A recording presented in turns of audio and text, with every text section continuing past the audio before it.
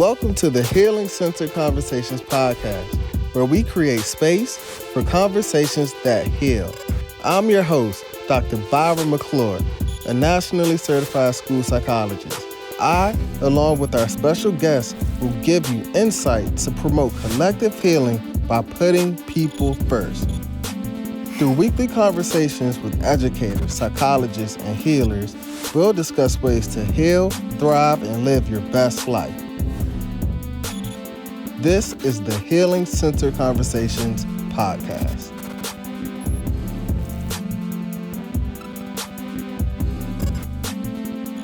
Welcome to the Healing Center Conversations podcast. I'm your host, Dr. Byron McClure, and on this podcast, we create space for conversations that heal. And today, we have a legend in the building, Dr. Dave Shriberg. Dr. Shriberg is an internationally recognized speaker, author, and consultant. His work focuses primarily on issues of cultural diversity and social justice. Welcome to the Healing Center Conversations podcast. Glad to have you. Thanks so much for inviting me. Absolutely. And during our pre-talk, we were discussing really just the work that you've done, how for me as a young psychologist, going to my first National Association of School Psychologists convention and hearing your name, putting a name with the face and seeing the work that you've done, I really was in awe. And so live for all of our listeners, I just want to thank you for the work that you've done in the field. Thank you. You're way too kind.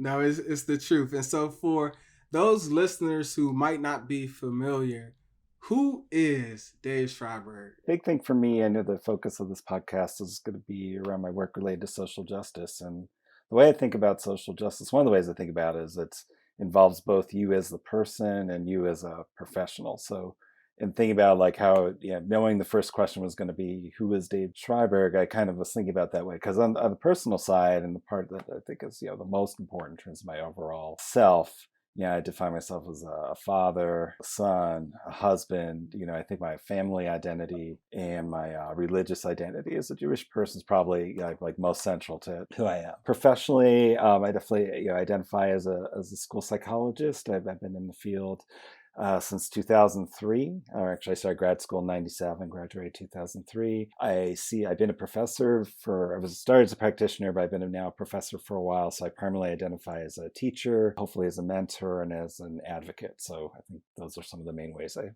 least that's what I strive to be. You are all those things and more. I know you have done exceptional work for a very long time, as you've alluded to, in the field of school psychology, but around topics of cultural diversity and social justice. Can you talk a little bit about why this work is important for you? Yeah, so along the same lines, like for me, it starts out kind of more personally, and then as I got into the field, I started to see, it started to have more meaning for me professionally. So on a personal level, so I grew up, I'm white, both my parents are white, and they came of age in the 1960s.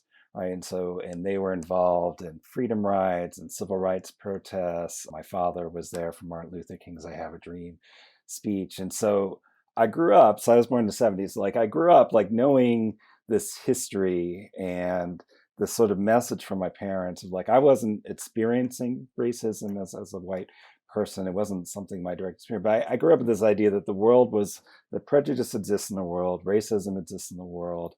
And it's our purpose, something really instilled in me, my parents, is it was our purpose as human beings to make the world a better place. And that includes like addressing things like racism and classism. So I kind of got, even before I had that terminology, I sort of had that sort of mindset, I guess, came to me from my family. Also in my religious identity, being Jewish, I knew Holocaust survivors. There was someone in my synagogue who had tattoos, still in his arm from being in concentration camps. And so if you're Jewish, the whole history is about overcoming oppression. And, a lot of Jewish holidays tend to center around like people tried to annihilate us, we survived, let's celebrate. It's kind of like a lot of Jewish holidays. I mean, it's obviously more than that, but like you kind of know, you grow up with stories, whether it's like Moses leading Jews out of Egypt or like fighting Romans or Inquisition or Nazi Germany up to modern day anti-Semitism. Like, even though I sort of grew up like with a strong identity,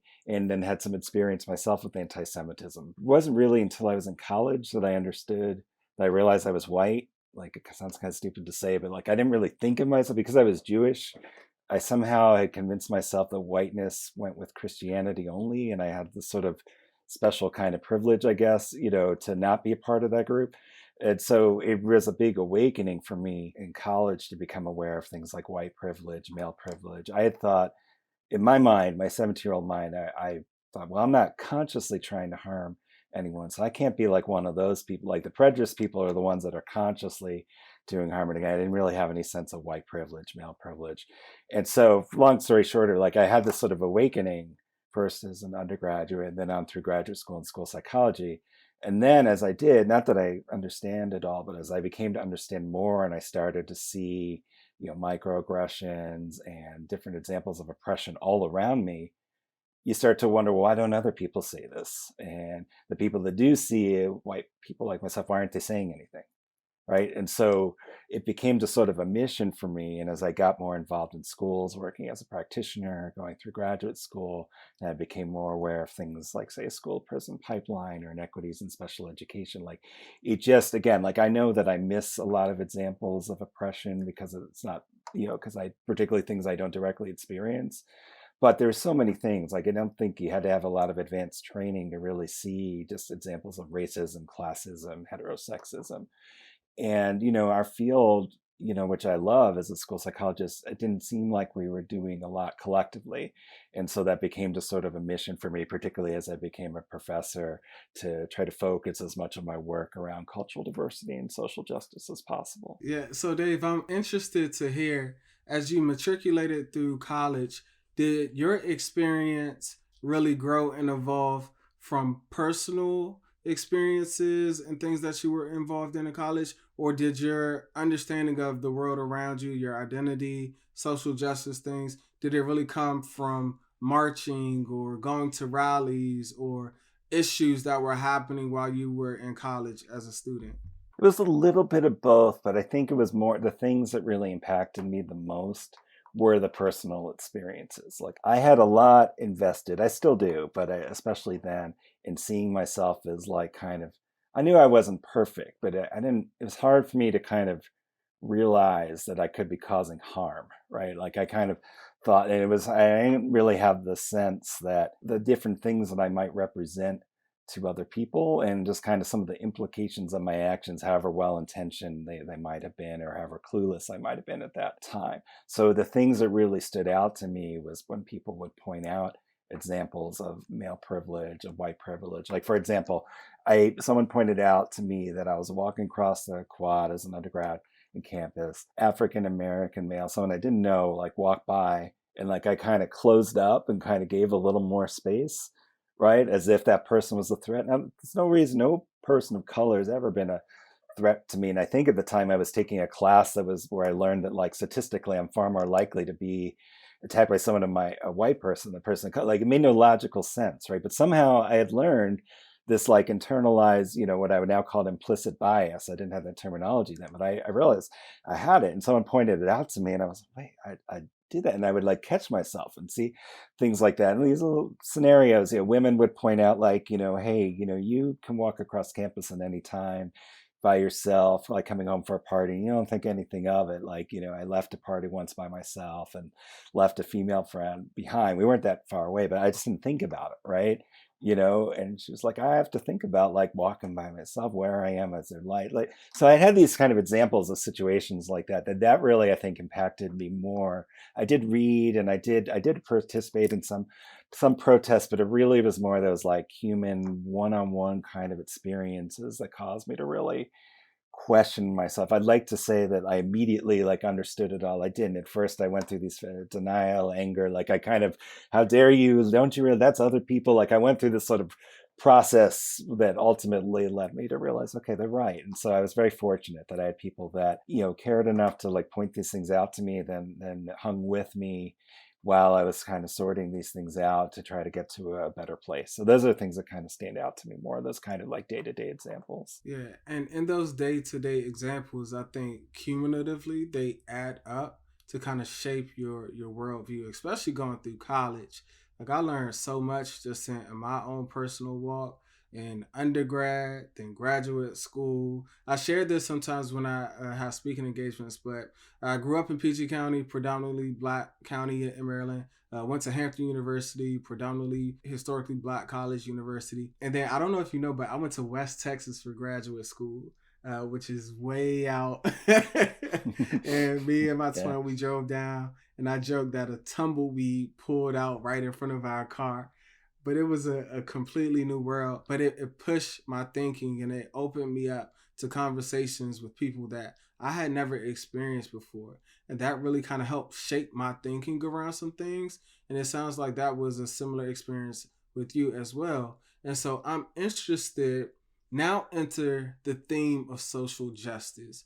And I really would like to know, with your worldview, with those things that you've experienced, and now you're a trainer, right? What does social justice mean to you? Yeah, no, I'm glad you asked that because I feel like the terms become much more, it's just used much more in school psychology than it was, say, 10 years ago or 15 years ago. And, I think in general, like as someone who's done work around social justice, in general, I'm glad that that's happened. But I think the term can be really watered down, or if we're not careful, it could kind of mean sort of everything and nothing. At the same time, I think some people sometimes can talk about it as like any kind of nice thing that someone's trying to do is social justice. Whereas for me, like social justice has a much more specific meaning, right? So social justice to me has to do with getting at the systemic roots of oppression, right? And I would separate it like to me, it's part of a continuum that involves like cultural responsiveness, with social justice being the next rung. Beyond that, what I mean by that is, in my graduate program had a multicultural model, and we learned culturally responsive practice, and that was really helpful. And it's important that we do things like, say, assess people in their native language, take their cultural perspectives into view. Social justice to me gets at kind of like more systemic kind of root causes of problems. So like if you're in a school and there's, let's say it's 10% of a demographic group, pick a demographic, students of color, women, immigrants, and then 50% of them, or some ridiculous number, is being referred for cognitive evaluations, or like there's a clear disproportionality, whatever group you want to work in. You could work with each of those individuals in a way that someone might judge to be culturally responsive. And again, like that's a good, I'm not saying that's a bad thing. That's what we should be doing. But if you're not at some point questioning, well, why do we have this disproportionality? Like what is happening in this broader culture that's leading to that? Like the first school I worked in as a school psychologist, they had the in-school suspension room, like right up front. It was about 5% students of color, and about half of the in-school suspension was students of color, right? So unless you're going to argue that students of color are inherently more violent, like there's something happening before you even know like what it is. Like we can make some guesses, but like there's something wrong there. And so I think social justice to me is very closely tied to the ideas of prevention. The key ideas that I would associate with it have to do with rights, respect, and advocacy. But essentially what you're trying to do is get at the root causes of oppression, as opposed to kind of going, piecemeal, or one person at a time. Yeah. Now, Dave, one of the reasons, is it okay if I call you Dave, first of all? Yeah, Or of Dr. course. Yeah. Shriberg, do you have a Yeah. preference? Dave, please. All right. And one of the reasons why I wanted to have a conversation with you is because I consider you to be a person who has pushed the work of social justice. You, along with the Dr. Proctors of the world, the Dr. Barretts, the Dr. Scott Grays, the Dr. Blakes. These are individuals and a host of others, right? Dr. Miranda, you name them, and these are just the ones off the top of my head. But you are one of those individuals that I have always considered to have pushed this work forward in a positive direction. And I know that in your work that you have seen so much within the field. And so I'm interested for you to share from your perspective, how have you seen the field of school psychology evolve over time as it relates to its work around social justice?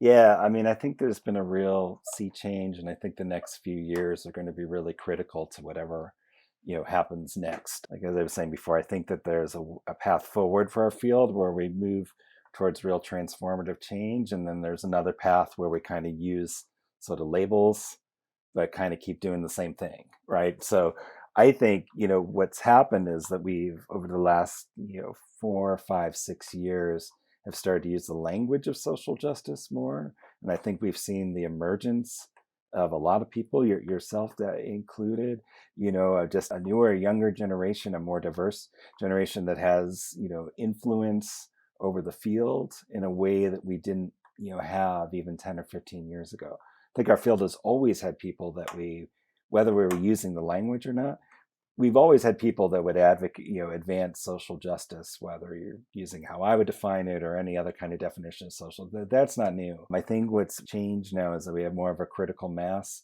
of people. And I think that my sense is that there's more sense of urgency around things associated with social justice, particularly combating racism, but not just that, other dimensions of diversity. But I think particularly in the US, I guess I really only can speak to US school psychology. So to be clear about that, but from the US perspective, I think that, as society has gone through the things we've gone through the last few years, I don't think it's a coincidence that social justice has become more prominent, more or less coinciding with the rise of Trump as a national figure, right? I think that really brought some people out that maybe had some of these feelings but didn't feel the same. Or I'm talking about white school psychologists in particular. And I think that underneath that, we always had a critical mass of activists, but that maybe didn't have a platform like they do now. And I really feel like especially NASP has shifted quite a bit over the last 4, 5, 6 years. And that's due to a lot of the people you mentioned and many others. So I think the groundwork was there. And I like to feel like hopefully I was a part of laying some of that groundwork in the first half of this century, 1990s, and people like Antoinette Miranda go back further than that, Deborah Crockett. Like there's been a lot of people that have laid groundwork and that have done a lot of work. But I think kind of the timing of the last 4 or 5 years has really accelerated things. And now it's a question of where it's going to go. Yeah, I would like to stay there for a second, and I know we have our questions, but I really am interested to hear in your perspective. One, why do you think the time for our field to evolve, especially in terms of social justice, is now? And then also, where do you think the future of this work is going to take us? Yeah, so I think, so why is the time now? I mean, there's so many reasons, but I think I know NASP recently did their most 2020 demographic survey, and if I recall correctly, I don't have it right in front of me, but the demographics haven't changed in our field all that much. We may have become slightly more diverse compared to 2015, I think, but basically we've stayed an overwhelmingly white, overwhelmingly female field, and our leadership has been the people the most influential. This is not to criticize any particular person, but collectively, school psychology has been a white field, right? And so just historically and current now. I don't think that never was acceptable, never should have been, but I don't think in 2021, 2022, that makes any sense. Like if we're going to be viable as a field, we have to have more diverse voices and people from all backgrounds that have real influence. And we have to be able to talk about racism, classism, white privilege as just, facts of life and not things that are I think for a long time our field was yeah, these things exist, but it's controversial. We're just fighting to get spots in schools. We can't talk about these other things. We'll get to it, or maybe we won't get to it, but it's not seen as the central to our field. I think it has to be now. I think that just the reality, the research, the cumulative experiences of school psychologists put it in a place where if we're not embracing social justice, if we're not trying to bring about change, and we're not really serving children in the ways we can, if we're kind of putting band-aids and kind of putting them back into the same status quo that was causing them harm in the first place, what are we doing, right? So I don't think we can think the same. I don't know how everyone in the field think, but I think collectively our field had the opinion, myself too, hey, we're the good people, we're school psychologists, we're causing good in the world, but are we? And what are we doing if we're not trying to if we're not trying to address oppression? That doesn't mean every school psychologist in all situations is going to be perfect, but if we don't at least have that as a goal, how are we relevant now, and why should we exist, right, if that's not what we're trying to do? And I think we're just at a place now where we need to just be open about that, having dialogues about that, and like what that looks like. Sorry, that was a long-winded It answer. was Was there a part? It perfect was answer. okay. It's spot on. And I would love for you to talk a little bit about. I think you're right. I think everyone has a role in pushing our field collectively together, really, so we can remain relevant, right, and be able to provide the supports and services that we know we can do.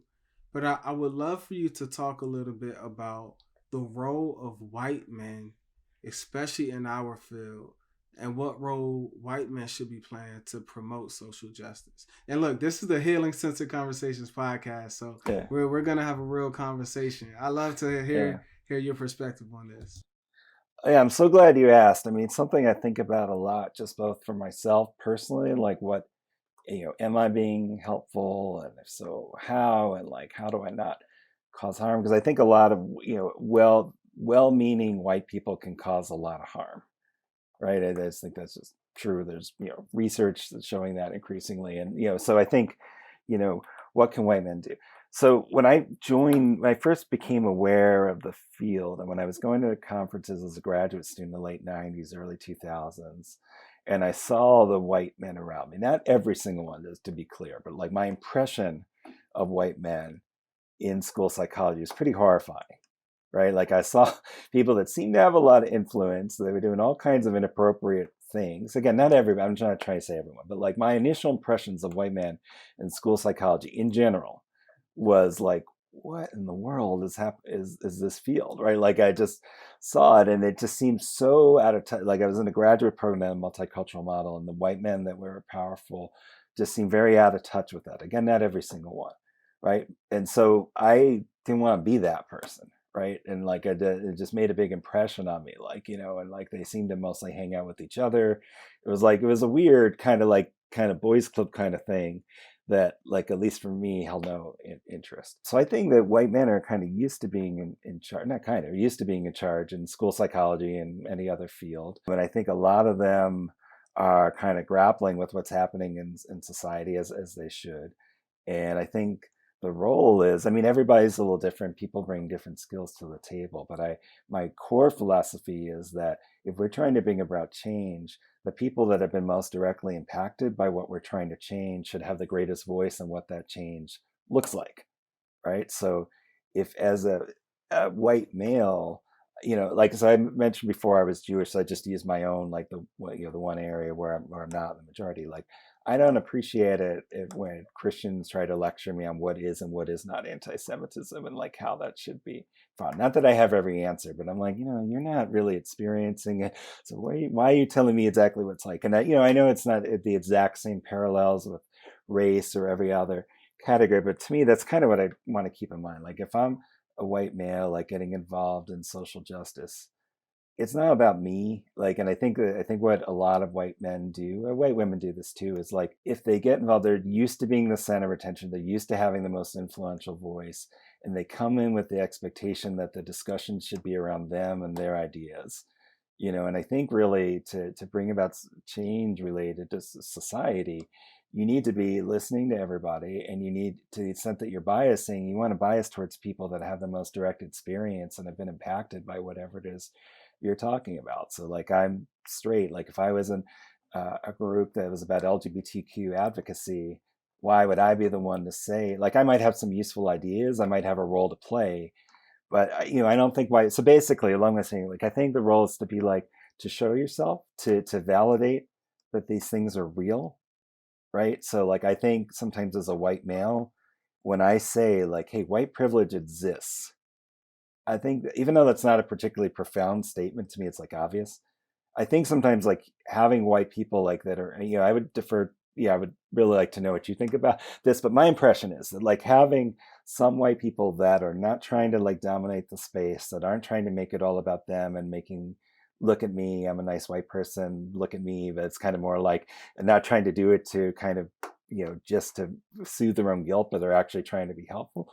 I think, that person can be helpful, but you have to have a certain sense of cultural, I think, cultural humility and a desire to bias towards the opinions and goals of others, and really to try to use whatever power or privilege you have to elevate others and to kind of bring ideas into fruition that other people have, as opposed to organizing around yourself and whatever you think. So I think that white males can potentially be strong allies and supports, but they need to be really careful and purposeful about what they're doing and really listen and pay attention to the feedback that they're getting. And if they're off, not become defensive and be like, well, why don't you appreciate me? It's kind of like really just try to listen and pay attention to what's going on around them. I don't know. I don't know if I'm allowed to ask you questions. Of course, it's a conversation. I'm interested to know your like. So that's my take on that. So if I've been on like say like NAS Social Justice Committee, and like I don't like I'll try to contribute to things that have to do with racism. I co-chaired NAS when NAS wrote an anti-racism resolution. I was a part of that. So I think that there may be things that I can do that can be helpful, but I don't think it should be organized around me as a white guy. And I think my role is to kind of be a ally and a support for the most part, not the one kind of trying to drive the process. But what is your take on that? Do you agree? Am I wrong? I mean, I don't know. It's something I've really grappled with, and I don't know if I have the answer. Yeah, I think you are certainly on the right track and you're thinking, and just in my work, in my professional experience, and my personal experience, I've learned this term called seeding power. And it's really a term that we use in our design thinking work as we redesign one of our schools. And it's a basic premise that for us to design equitable systems, we have to redesign those systems that are producing inequitable results and design them in a way to where people are empowered. And we do that through noticing and reflecting on systems that have historically oppress certain groups and marginalize certain groups of people. And a way to do that is leading with empathy, being human centered by design, importantly, seeding power. And what that means is exactly what you just alluded to, right? Those who have historically and traditionally held power stepping back, right? And then empowering those people who otherwise never had that type of power before. And so I think that that is very critical. And if we're really serious about promoting equitable outcomes, that's something that we have to do. And so I would love for you to talk a little bit. So this is the Healing Centered Conversations podcast. So we can have a conversation. Definitely, if you have something that you want to ask me, feel free to ask me, because I want to pick your brain, and I'm sure we could exchange a really good dialogue. I really would like to hear from your perspective, like what does it mean to be an ally in this work? And I asked you that question because you alluded to some of the stats earlier. And what I've seen historically, it's been about 2 to 3, being generous, percent of African Americans that who are school psychologists. And when you look at Black males in this space, it's even less than that. And so when I share with people those stats, I always say that until we can get those numbers up, we have to lean and really look at the work of allies to support us. And so I would love for you to share a little bit. What does being an ally mean to you? Yeah, and I think that not to be repetitive, but I do think that kind of the point of seeding power and really trying to elevate others and really keep the end goal in mind and not make things about yourself. I think I can't necessarily speak for other white people, but I do know, like I know I certainly felt a lot of and feel a lot of guilt about privilege, that I unearned privilege that I have. And I'd be lying if I didn't say that like part of like what I get out of this is like feeling like I'm trying to turn some of that around and put that to good use. So I know that I do get benefit. I'd be not truthful if I didn't say like I don't personally get something out of the types of things that you so generously give me credit for, or credit me with doing. It's not a totally selfless act. Like some of it's kind of some of my own atonement for things that I could do better. But I think having that kind of idea of like success doesn't have to, so much of your society, like success even in education, is like built around like yourself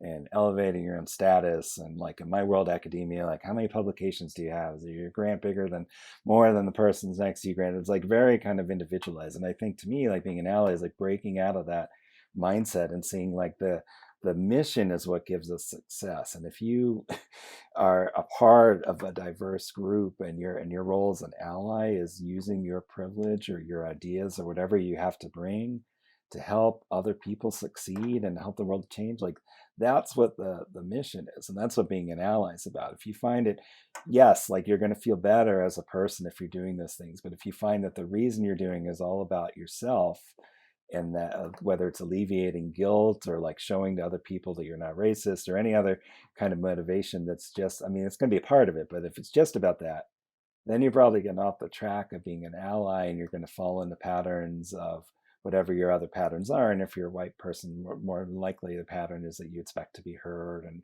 you expect your opinion to carry weight or to be center of conversation. And that's counterproductive. And worse than that, I think it just discourages people from entering our field. I think, if you, I'm always appreciative and impressed when people that aren't white join school psychology, because I think if I look at it from the outside, like, it's, school psychology and white school psychology are kind of the same thing, right? So like I think someone joining in almost any program like comes in knowing that they're very likely going to be the minority in that program, that it's a largely white field. It doesn't make it a bad field, or I'm not saying that that's the only thing that people would ever consider, but I think we need to be cognizant of like what we as a field are presenting to the world and what we're saying we're about, because we haven't historically been about directly addressing the things that really matter to a lot of kids. And if we're not, that's not going to be what, our field's not going to change. So I couldn't agree with you. I know I'm kind of jumping around. I couldn't agree with you more about the need to diversify our field. And I think it takes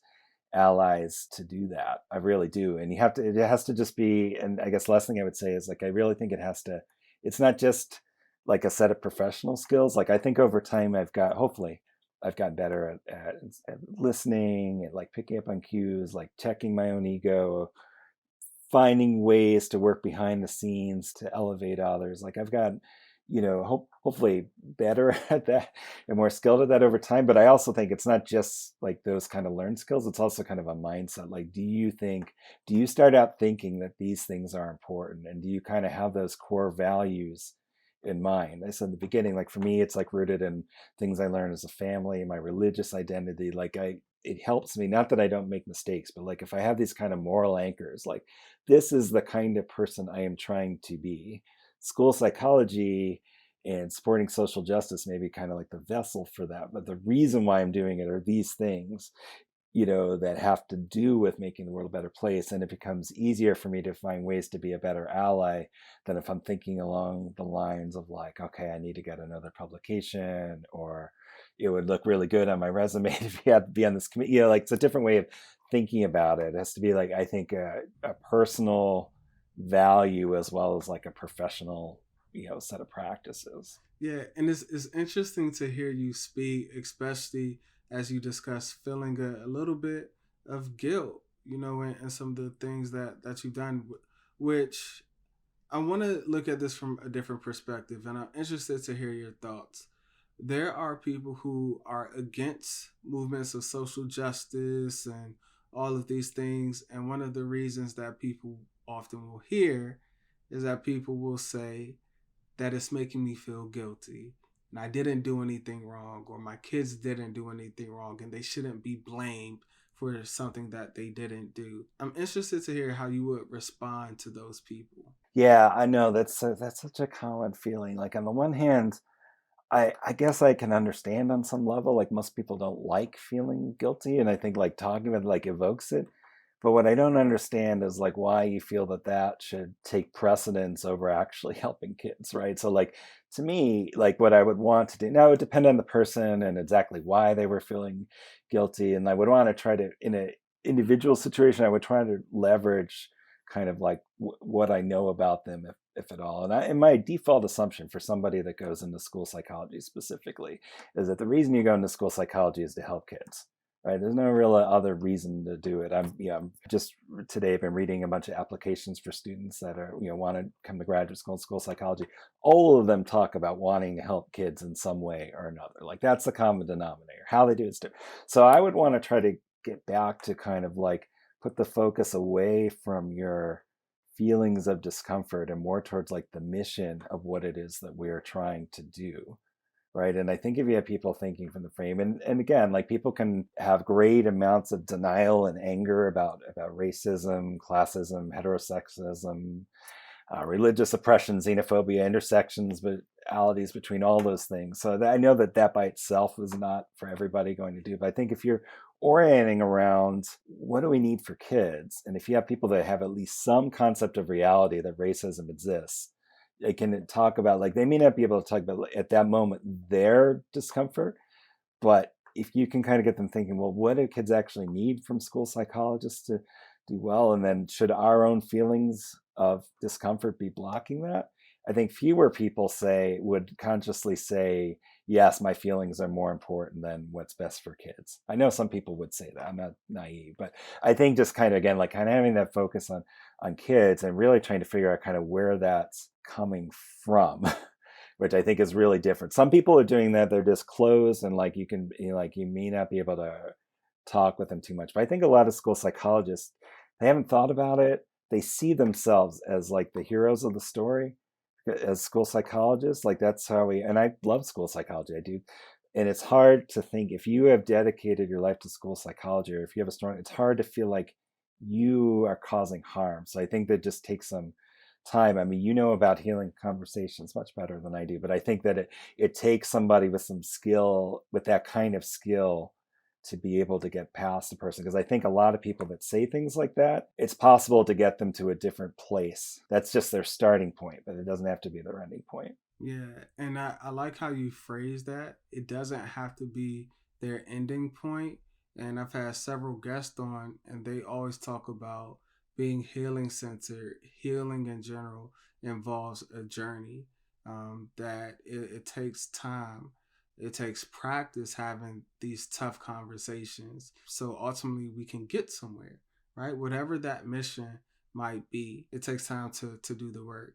And you, without a doubt, have been doing the work. I'm happy that you mentioned the students that are interviewing to be part of an upcoming cohort where you are, but you have been doing an exceptional job all the way to the extent that in 2018 you were the winner of the Trainer of School Psychologists Outstanding Contribution to Training Award. Congratulations for that. And so Thank you. I would love to hear, how do you go about training school psychologists as change agents? So glad you asked me that. I mean, I think that's what I'm here to do as a professor. Like that was kind of the shift. I didn't really get into that part of my bio of like, because for a long time I thought I wanted to be a practitioner, and then just, longer story, I ended up kind of stumbling into being a professor because that wasn't my original plan.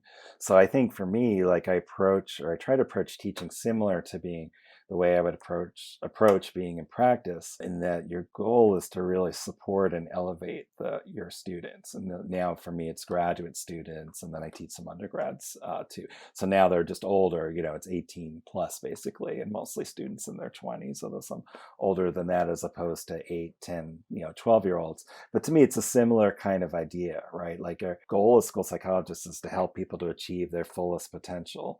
And I see that as the goal of graduate school, right? Like if you're going to bring people into your program to put them out to be school psychologists, you want them to leave not just with the technical skills, which are important, right? We need to be able to administer measures with accuracy and validity. To me, though, those things are important, but I think far more important is to leave with, or at least as important, is to leave with the ability to use your knowledge and your skills and your morality to bring about positive change wherever you're working. And how do you do that? Some of that is, a lot of it involves kind of work with you, right? Like your own from a cultural competency perspective, your own biases, your implicit biases, your history of microaggressions, gaps in your knowledge, is sort of a multicultural development that, everybody, persons from all backgrounds, I think in graduate school need to be thinking about. There's awareness of others. And then there's yourself as a leader, which I don't think we talk about enough in school psychology related to social justice or otherwise, right? Like we want people to go out and be able to be change agents, right? And you can't do that just with knowledge. So we need the book knowledge. Like we need to know the evidence-based practice and be able to, particularly to pull out what is strong research versus what's garbage. Like we need people to have those kind of cognitive skills. But I think change mostly comes from relationships and being able to use those, putting those tools into practice in a way that elevates all around you, right? So doing work on things like the work you do on social emotional learning, bullying prevention, things that have the potential to work, to really change a school culture. So long way of saying, like, I think that what my job is as a faculty is to really help students, meet them where they are and help them be the best version of themselves. I think some professors, like their whole idea, I'm going to date myself a little bit, but because it's from Austin Powers, it's been an older movie now, but like the whole concept of mini me, right? Like you have the son that like you just try to make him like, so a lot of professors try to create mini me's, like they just kind of create like graduate school versions of themselves and insist that the students kind of bend, if they're doing research, do research on what they like to do the classes the way that they like to teach. But I think, what we really need to do, and the way I think about it, is to try to help students be the best versions of themselves, whatever that looks like. For some of them, that might be similar to me, but for most people, not, right? So like really try to help figure out like what their fires are, what they're passionate about in schools, what their skills they have, where they need to go. And really, again, much the same way that we work with small children, but really help our emerging professionals to be in a place to have the full toolbox to go out and learn. And then for me, social justice fits into that. Like, because again, if you're not dealing in reality, right, not every intervention, no intervention by itself is going to eliminate white privilege and systemic racism. But if you don't kind of have that, I think, that kind of framework, and that if you're not, the beauty of schools is that they reflect society, and if you have to be able to work in a way that reflects the actual society around you. And so I think this social justice mindset is a part of that. What's one tangible way, and I'm putting you on the spot here, but what's one tangible way that our white colleagues, white school psychologists or educators or listeners might be an ally in this work?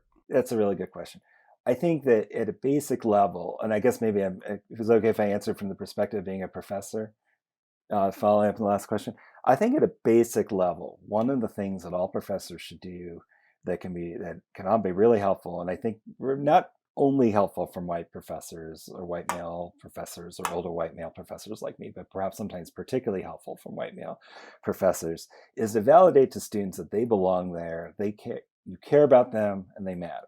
Right? I mean, all professors should do that, and there's a value regardless of who. But I've seen so many students, particularly first-generation students of color, that come with imposter syndrome. Like I read their application, I'm like, wow, you're incredible. Like you definitely belong here. Like why would you even, again, my own white privilege would lead me to say, well, why would you not even think you belong here? Like at first I was a little bit like, I would be surprised when people that were so evidently capable would come to graduate school and not realize that they belong just as much as the white students that were there too. And I think sometimes, again, it's different for every person. I'm not saying this is like something that works for everyone, but I have noticed, and particularly as I've gotten older, that hearing from me, because now I'm old enough to be like the parent of them, so it's almost, I'm not their parent, but I mean, I think actually even for me as an older white person, like hearing from them, like, hey, to the extent that I represent the academy and like kind of people that have historically kept them out, to say like, I value you, you belong here. And I know that you may feel an imposter syndrome right now, or you may not feel it, but trust me, you belong here. I believe in you. And just kind of, and I realize that like racism is this, like doing that, I think is one. I think the other thing is helping students get connected to a broader community, so that you want their graduate experience to be a positive one. I'm not taking anything away from that, but you don't want their whole world to be your graduate program, particularly if they're moving and they're new, to getting them connected to things that matter to them and giving them the space and time to do that. So whether it's a student of color getting connected with other students of color in other fields, or in school psychology sisters, I think like being a bridge for students to be connected to the rest of the field and to communities that matter to them, I think is another thing as a professor that you can do that can be really, really helpful. And don't feel like, I think sometimes professors feel like they have to be all things. Like know the role that you can play and how you can be supportive, but really help your students to find their community both locally, and across the country. And if students feel that support from multiple levels, they're going to be so much more successful than if their whole experience is tied around just their graduate program. I love that. So much value, so much wisdom in everything that you just shared. As we come to a close, any closing thoughts for our listeners? No, I mean, like, just what I would say before is I think we're at a really important juncture. Like, it is great. People have worked so hard, myself, you, many others, to get our field to a point where we're at least talking openly or mostly openly about topics related to social justice. But what happens now? And I think you asked me that before, and I don't think I answered it. So maybe I'll just kind of say quickly, like, what I think has to happen is just continued kind of dialogues, and for people to really both find ways to give each other space and grace, because these kind of conversations can get very like heated and people can disagree. Like, you can say, okay, white privilege exists, okay, that's different than saying, well, how do we address it, right? And then, ethical, reasonable people can have very different opinions about that. And so make sure that we kind of both elevating people's individual point of views, but also kind of see ourselves as all working on the same team and really holding our field to account to change, right? And not in a way that's like about signaling out, no, you bad person, you need to be out of the field or this or that, not like in a personal way to anyone, but to say, like, we can't continue going down the same path. We know we need to change. We know we need as many voices as possible to change. And that change has to be meaningful. It can't just be like, it's great, the language is out there, there's more things on websites, like, that's all good, but like in a way that has the potential for the kids that we care about the most to actually feel in their work, and that's what I think is going to be really important for social justice. It doesn't become sort of a buzzword or something that everyone kind of says, well, yes, I'm for social justice. Okay, the next one is, what does that mean, and how does our field different if we take a social justice orientation? Now, I don't claim to have all the answers to that, but I think that that's what we need to be doing, and not just the word or the phrase. I agree with you on so many levels with that. How can people find and get in touch with you? So probably the best way is Twitter. I have an Instagram account that I don't use all that much, so I'll just say the Twitter. I've kind of ceded Instagram to my teenage kids, so that's kind of their domain. I'm on it, but I'm not on it much. So I'll say Twitter at Dr. Dave Shriberg, and my website is just daveshriberg.com. My last name is Shriberg. Those are the best ways to reach me. Email is dashry@iu.edu. Dave, thank you so much once again for your work in this field, for pushing social justice the way how you have, along with so many others. You are a pioneer, you're a revolutionary, you're a leader, a great educator, and thank you for all the work that you have done in this space. It's much appreciated. To our listeners, thanks for tuning in to the Healing Center Conversations podcast, where we create space for conversations that heal. Be sure to follow us across all social media platforms at Healing Convo Pod, and be sure to leave us a positive review. Until next time, take care, everyone.